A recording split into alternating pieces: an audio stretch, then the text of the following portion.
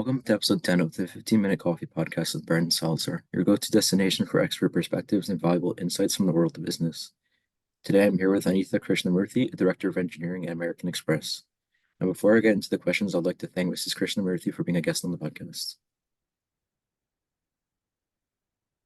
Good morning, Brandon. All right, let's start with, can you share a bit about your background and journey to becoming who you are today? Of course. But before we dive into our exciting conversation, I want to take a minute to say that thank you for inviting me to your podcast. It's been a pleasure. And I want to say that with all these initiatives, I can already see that you have a bright future in the industry. Good luck. Thank you. Now, on to introducing myself. I'm Anitha Krishnamurthi, currently serving as Director of Engineering in American Express.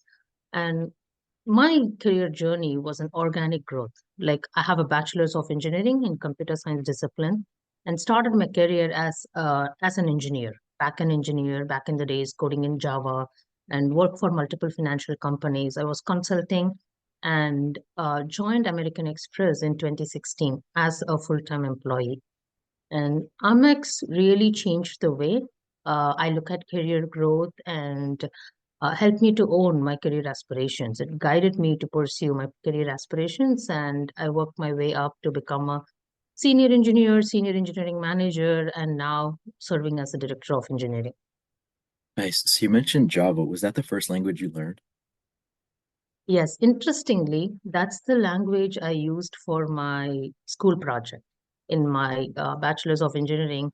That was when it was booming, and me and my friend, we figured like, okay, how about we do the project in Java? That was, if I'm right, it was JDK 1.2 version, which we did our project, and that fetched me my first job out of my college, where the interviewer were asking me so many questions out of that project. It was like a 4 hour interview that I still remember so vividly.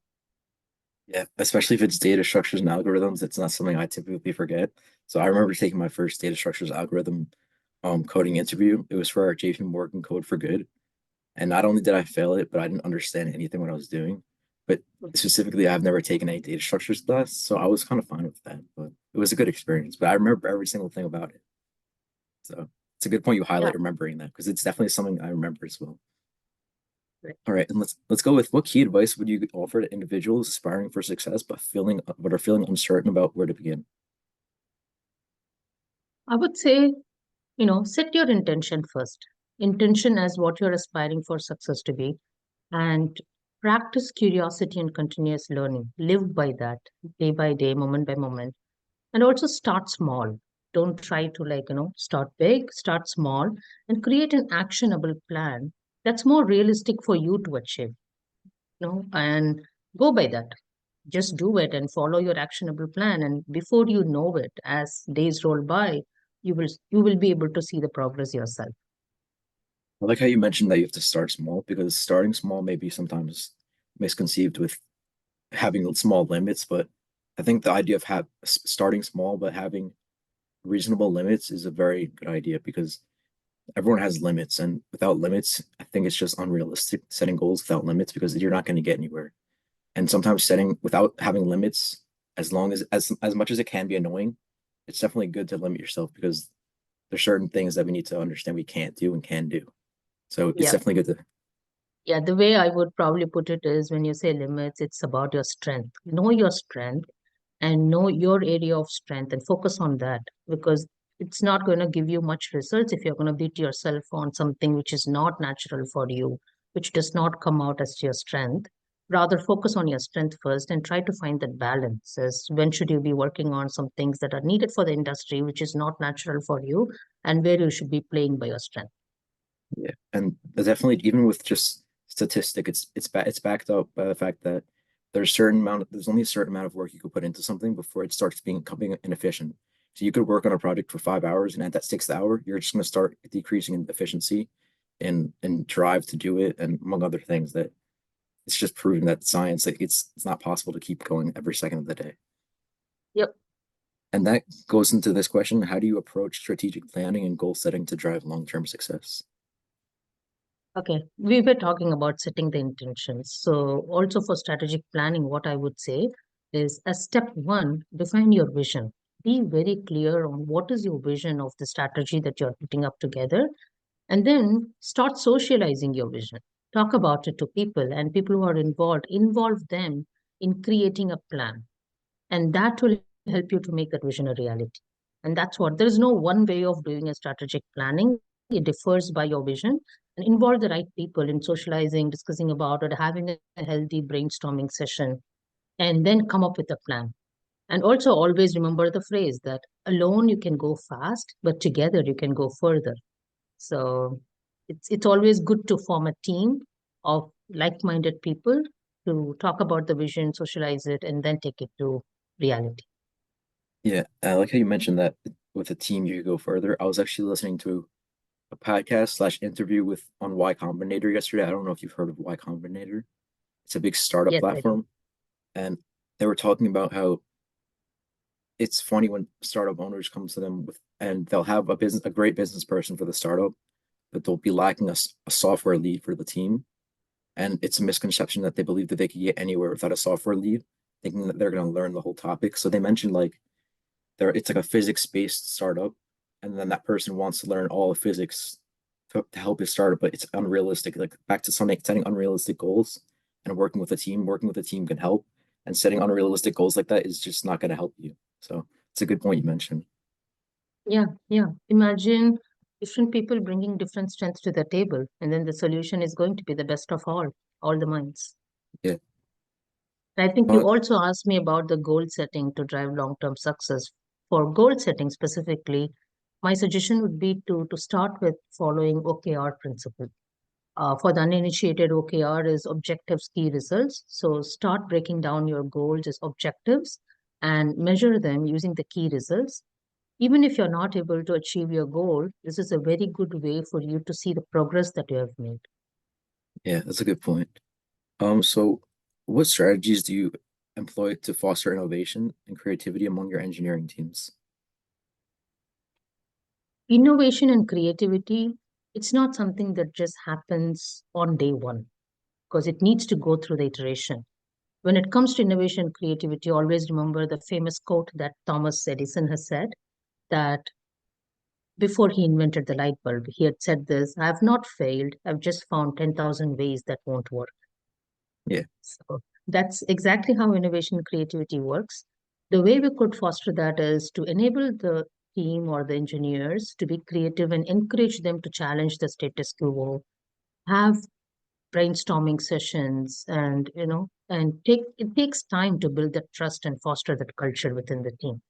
But allow them to create a safe space for them to fail, celebrate the failures, and learn from the failures. That's more important.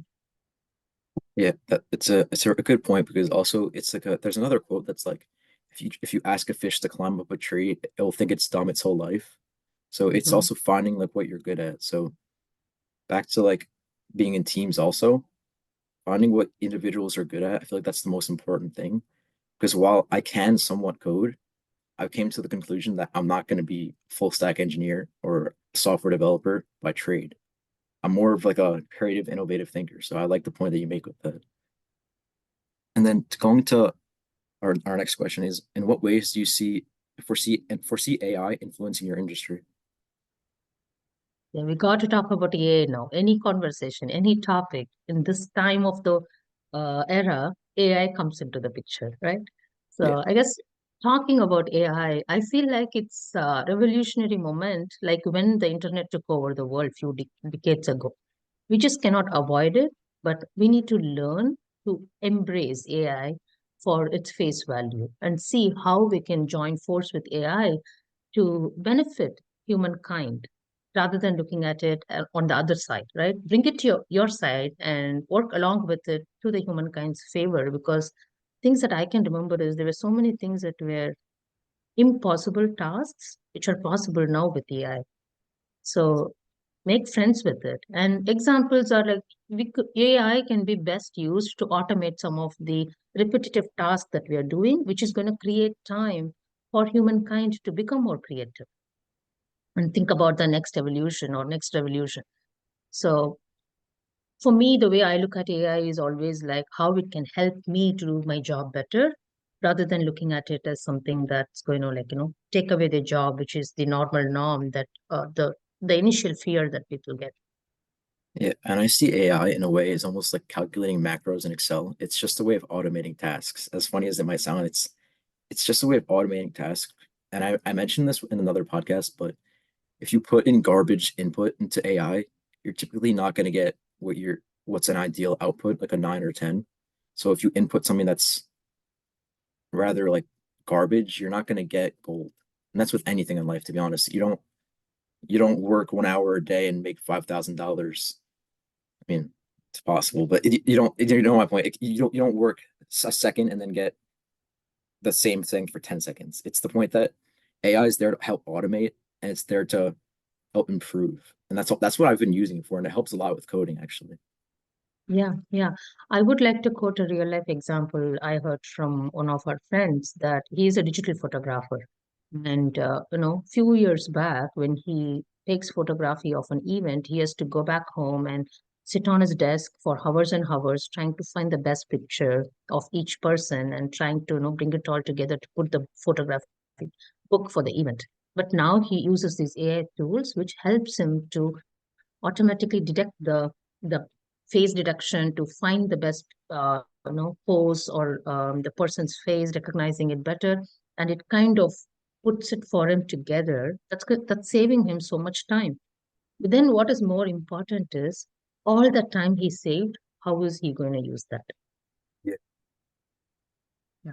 I mean, it's definitely something where if you're if you're really grinding to make money, you're really like pursuing a better life, it could definitely help you make money, make more processes efficient, and just like take out all the mundane and redundant things that you need to do that can easily just be solved with AI automation. And especially with now all the plugins that they're making for all these other softwares. Like I know Apple actually, I think in the next few weeks, Apple is going to have AI as an assistant on the iPhone or in some Hmm. way. So I mean, that's going to be pretty cool. That's gonna change a lot of things because as crazy as it sounds, a lot of people still don't know about AI and what it can do. And Apple bringing it into their technology, I think that's going to change a lot of things as well. Yeah, yeah. And I'm becoming a huge fan of the natural language processing that even in these famous social media platforms like WhatsApp or anything, if you just type in some natural language things, it gives you in an image, like give me an image of so and so person in this background and having something like this in their hand, like holding a cup of coffee in the Amazon forest. Then it just creates that image and gives it to you in a second. While, Yeah, in the past, I would have been lost in Google Images, going in trying to find the best picture that I want and taking it's like whatever took hours is now taking minutes for me to figure out. yeah, And and then to round it up, what is more important is understanding that and whatever the time you save from that, how are you putting that to the best use? How are you now making that time that you have saved more efficient or do something better? yeah, and it's even funnier because about a week or two ago, the CEO, I believe the CEO of OpenAI said that in about 12 months, the AI models that they have now are going to be laughable for how bad they are, which I found to be crazy because I mean it's not crazy because even if you think of it when it first came out, if a little over a year ago it started getting popular, I remember using it and it was just like you could input really just text and certain things, and it's really changed a lot. Just like even like with their security rules, the way that it's used for ethically, just a lot of things have changed. Yeah, I don't know if you have an opportunity. I recently watched a video that showed the difference exactly to what you're saying as the video processing, like 1 year back, how bad it was, Yeah. and now how real the video processing is. Well, also, I don't think they were at that point. I don't think they were ready to scale for how many people started using it because it started going viral. And when that goes viral, they weren't expecting it to go viral. They were probably just like a startup company with seed funding, but Mhm. it went really popular at the time. And I know for a long time they couldn't even process the amount of data that was going to it. They had to have Yeah. like if you only have a premium account, you could go on. And I remember at certain hours of the day it wouldn't even be available to use. But Mm. that was crazy. Have That's you, almost a year ago. have you explored Sora? I haven't. Okay.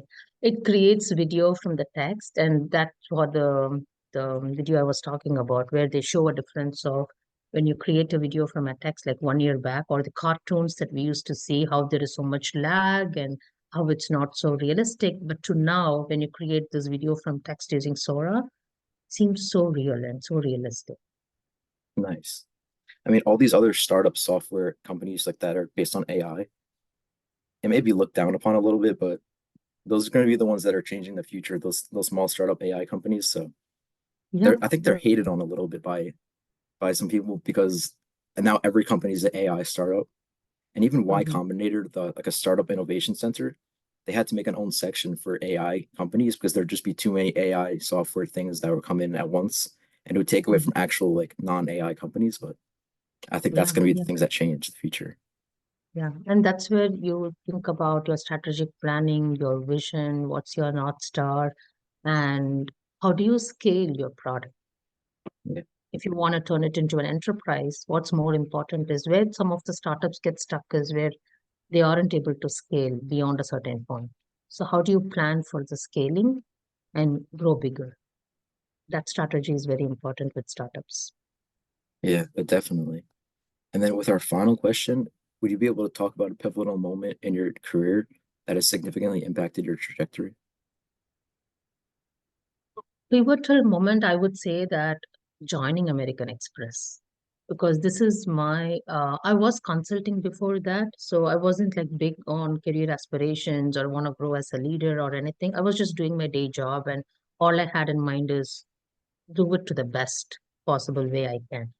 And I never had a 5 year plan or, think about my career growth or aspirations. But after joining American Express, as a full-time employee, and I had this incredible opportunity to work with leaders, women leaders, so close that I was able to watch them up close, and I started creating my mentors and my sponsors and my network, building my network, creating my brand, and growing. Like I said, mine was an organic growth with because I'm also a big believer of having a good work-life balance and spending the time with kids and all of that. I was able to create my support system around me over the period of time. And that came with setting my intention and working towards it. Like having that, I'm just trying to tie up all the things we spoke about, having the long-term goal, the vision, and setting the right intentions and creating your support system, working on your strength. Like I feel that I'm naturally a people connector, so I network more. I have coffee chats with leaders